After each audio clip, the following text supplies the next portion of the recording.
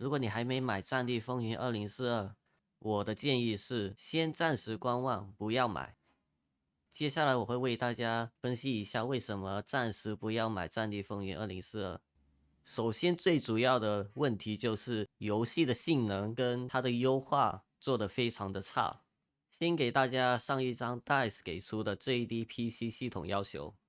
在 CPU 方面 ，DICE 给出的最低要求就是4核心8线程，然后就是6核心12线程，最高就是8核心16线程。但是我可以保证的是，它这个4核心8线程一定是会遇到 CPU 瓶颈的问题，因为在网上有很多人抱怨说，就算它有一张非常好的显卡，因为 CPU 的问题导致没有发挥好它的作用，因此它的帧数变得非常低。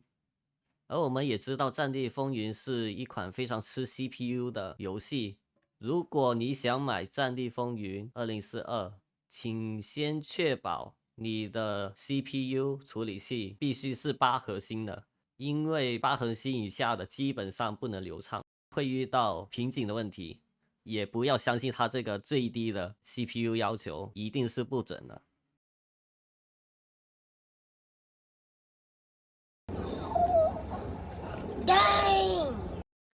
然后就到了记忆体方面，这个记忆体我必须要吐槽。他说最低的记忆体是8G，而推荐的是16G。但是如果你有看过我上一个影片，你就会知道16G 是一个起步，而且一定是不够用的，至少要32G 才能够发挥到它的性能。为什么这么说呢？当你打开游戏的时候呢，它就吃掉你10G 的容量。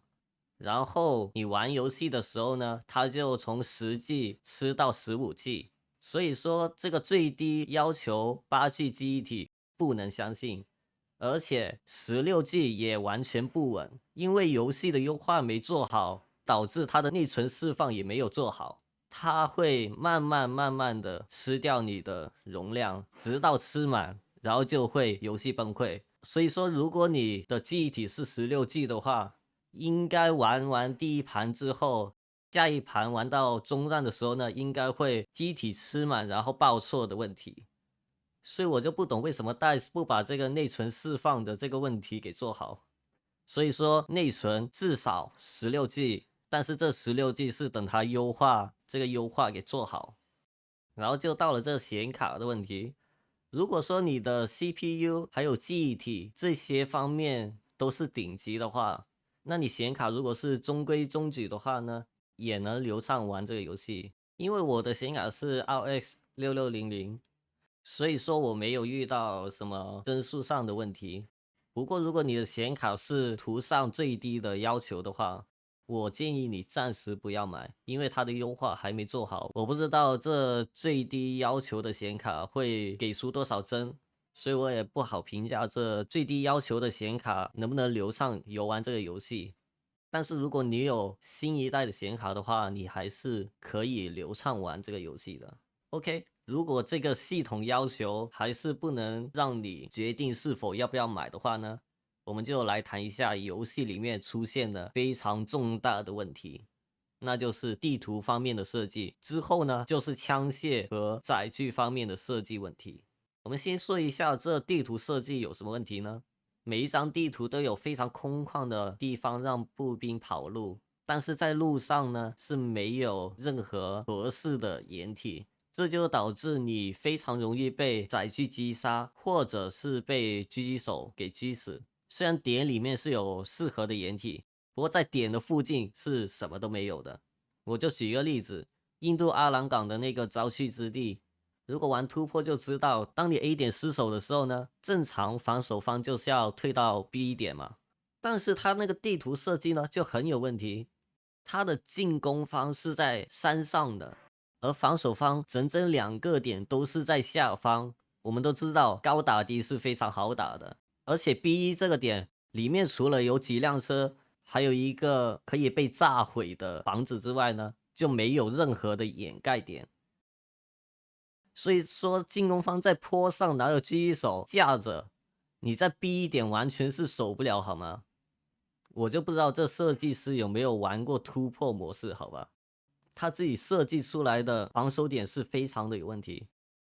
这还不是最离谱的地图，好吧？最离谱的突破地图就要数火箭发射图，还有那个万花筒，然后还有沙漏，这3张图是非常的恶心。如果让我见到这个游戏设计师，我真的会忍不住打上几拳，好吧？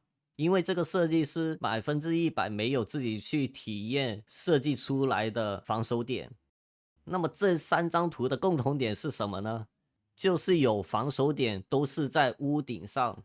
我真的不知道要怎么吐槽好了。如果你有玩过战地4的话呢，你就知道上海这个图西点那个大楼是可以被破坏的。但是不知道为什么到了2042这里，它的大楼是完全不能破坏的。所以说我们在宣传片看到的那些大楼被破坏的场景，基本上都是假的，好吧？那么没了大楼破坏，就会导致防守方就直接卡住电梯这个点，让进攻的人完全上不来。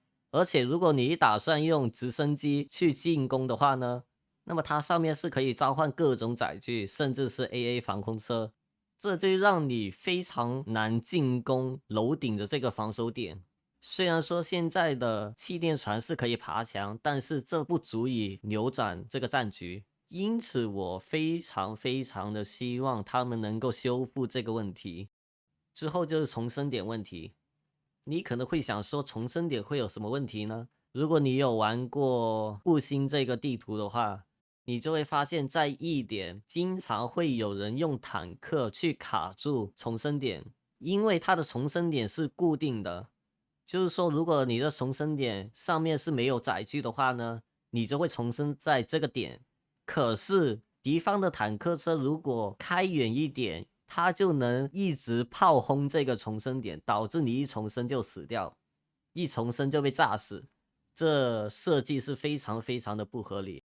而且各种重生点呢是没有任何的掩盖物，基本上每一个重生点都是在非常空旷的位置。因此这个重生点问题我也不知道要怎么吐槽好了。所以说我就不知道他们自己做出来的地图有没有亲自去玩过，不然的话也不会出现像这种问题。好的，接下来我们就换另外一个问题。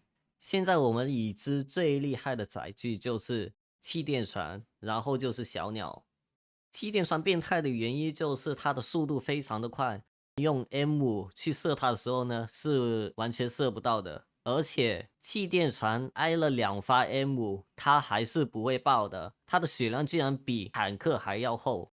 最重要的一点就是它的窗户是非常小的，如果你打算透过窗户去射死里面的驾驶员或者乘客，你是非常难射得准的。不仅仅是因为武器的散射问题，而是它的窗户每一个窗户都设计的非常小。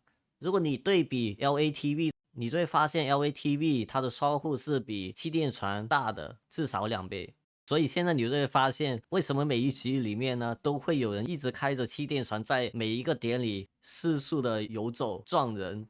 那么可能你们会问，为什么不说一下坦克这些载具呢？因为现在遇到的问题就是敌方就一定会出动无人机加 C5 炸药，那么导致坦克的生存能力非常的差，注定是要被炸爆的。那我们再谈一下最后一点，武器方面 T1 100%就是 PP 枪，然后就是 SVK。 为什么这么说？